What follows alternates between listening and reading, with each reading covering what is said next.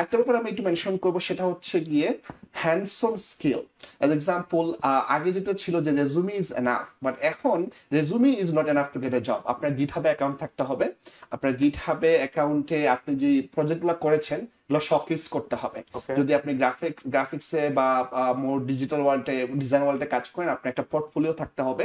আপনি যদি এআই নিয়ে কাজ করেন, এটা ইটস মোর কমপ্লিকেটেড। আপনাকে প্রথমেই চাবে সেটা হচ্ছে গিয়ে তুমি আমাকে একটা এজেন্টিক এআই তুমি তৈরি করেছো, আমাকে এজেন্টিক এআইটা শো করো।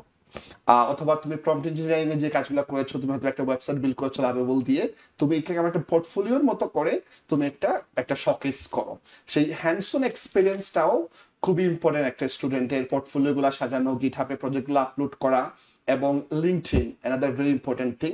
সে লিঙ্কডইনের মাধ্যমে নট অনলি নেটওয়ার্কিং, এখন লিঙ্কডইন কিন্তু এডিশন টু নেটওয়ার্কিং ওরা ওই আপনার কাজগুলা শোকেস করারও সুযোগগুলা দিচ্ছে। সুযোগ পাচ্ছে, হ্যাঁ। এবং সেই ক্ষেত্রে যদি আপনি আপনার কাজগুলা লিঙ্কডইনে শোকেস করেন, তাহলেই আপনার ফোন কল বেশি পাওয়ার, রিক্রুটমেন্টের সাইড থেকে ফোন কল বেশি পাবেন।